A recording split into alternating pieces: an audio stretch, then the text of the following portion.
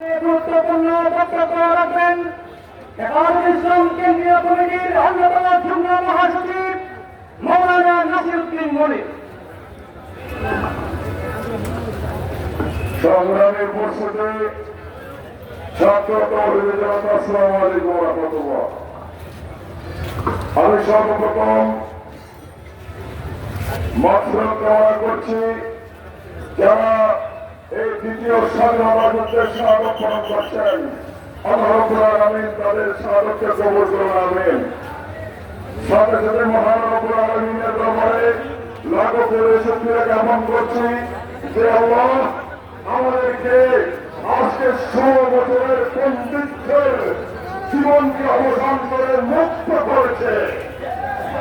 সাথে সাথে আমি সমবেদনা জ্ঞাপন করছি ২০১৩ সালে ৭ বছর ধরে আমাদের সাথে যারা শাহাদাত বরণ করছে এবং যারা আজকে ট্রেনিং এবং এই আন্দোলনে মৃত্যুবরণ করেছে তাদের প্রতি আমি সমবেদনা জ্ঞাপন করছি।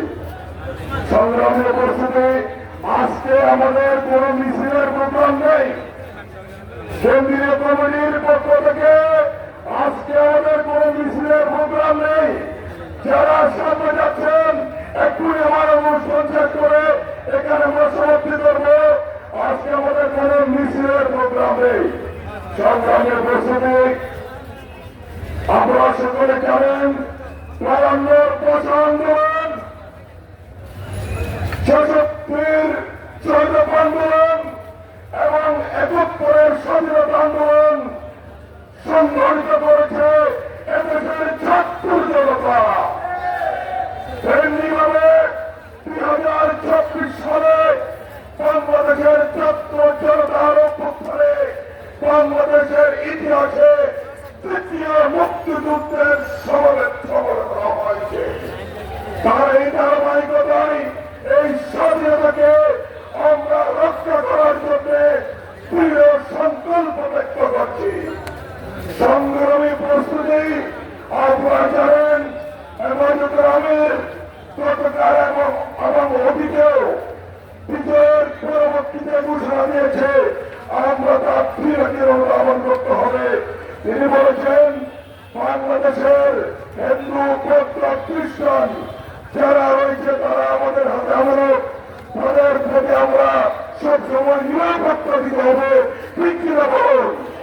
তাই তাদের প্রতি কোনো প্রকার চরণ করা যাবে না। সাথে সাথে আমির সাহেব বলেছেন বাংলাদেশে স্বাধীনতা পরবর্তী যে চরম লুপ্তরাজ ভাঙচুর চলেছে হেফাজত ইসলামের কাজের বিরোধী রয়েছে। আমরা সর্বপ্রকার শান্তি শৃঙ্খলা বজায় রেখে এই স্বাধীনতাকে সমৃদ্ধ করতে হবে এবং রক্ষা করতে হবে। সাথে সাথে ডক্টর ইউনূস সাহেবের নেতৃত্বে যেই উপদেষ্টা পরিষদ গঠন করা হয়েছে আমরা এই উপদেষ্টা পরিষদকে অভিনন্দন জানিয়ে, চট্টগ্রাম মহানগরীকে অভিনন্দন জানিয়ে, এখানে বিভিন্ন সাংবাদিক সকল ভাইদেরকে অভিনন্দন জানিয়ে আমি আমার বক্তব্য শেষ করছি।